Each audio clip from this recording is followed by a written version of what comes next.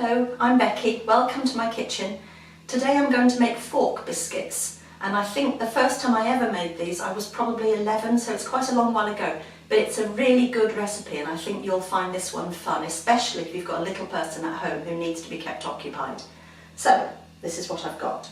I've got the oven on to gas mark 4, which is 180 degrees Celsius, 160 fan, or 350 if you're doing this United States.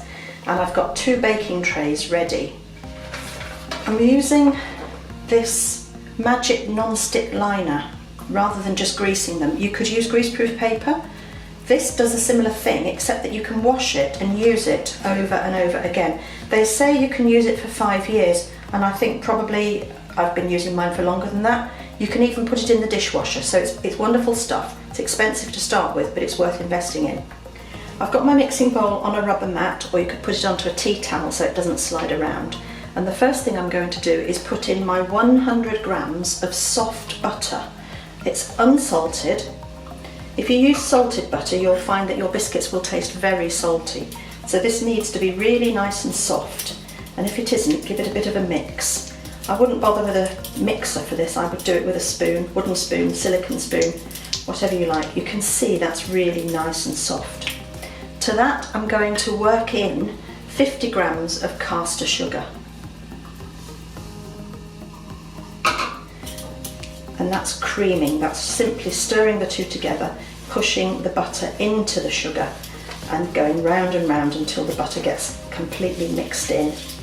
And give it a bit of a beat if you want to. Now to that, I'm going to add 150 grams of self-raising flour. This works well if you want to make them gluten-free. Gluten-free self-raising is good for this.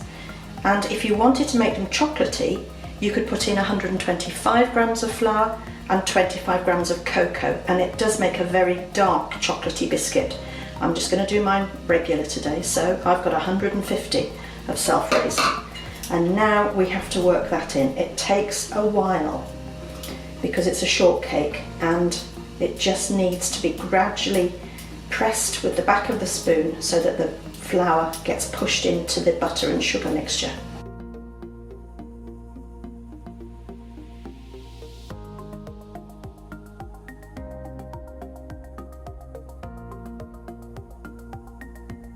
There, now you can see it's starting to come together, and so the next thing to do is to just get your hand in there and press it together.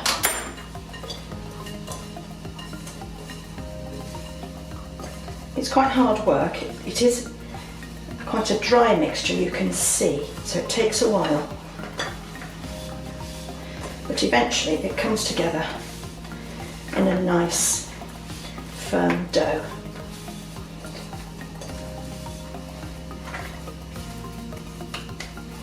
There we are.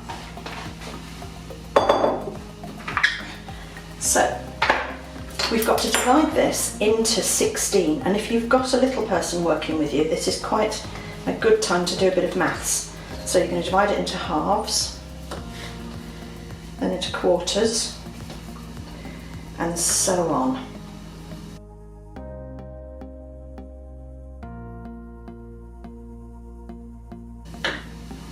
There you are, 16 pieces. If some of them look a little bit small like those, and you've got some that are a bit bigger, just take a piece off there and add it to that one. And they'll be about the same sort of size. So now we pick each one up, we roll them into the ball, and we put them on the baking tray. They do need some space.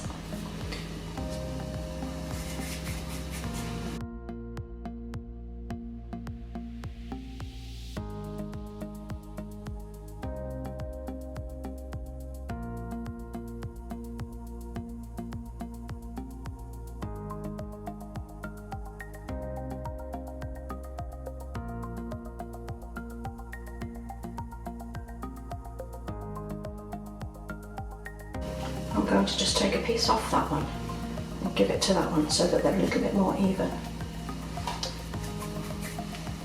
Right, now here comes the fork. You need a little bit of water. You dip the fork in the water and you press down so it just squashes a little bit. You could probably press 3 with that wet fork. But when you've finished pressing, slide it off. If you try and lift it, you might lift the biscuit with you, with your fork. So slide it off.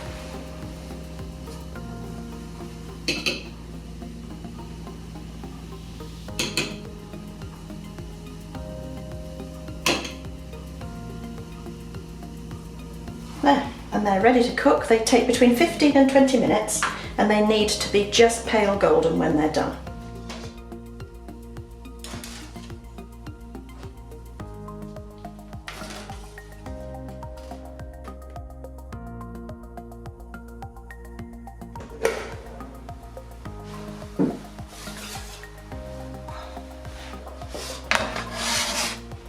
There we are. 14 minutes for the first tray that was on the top and 16 for the one that then went up to the top shelf. Now they need to just cool down before they go onto a wire rack. This is the first tray. They've had about 5 minutes to cool down, so they can go on a cooling rack to finish off. But I'm going to leave the others for a little bit longer, otherwise they might break.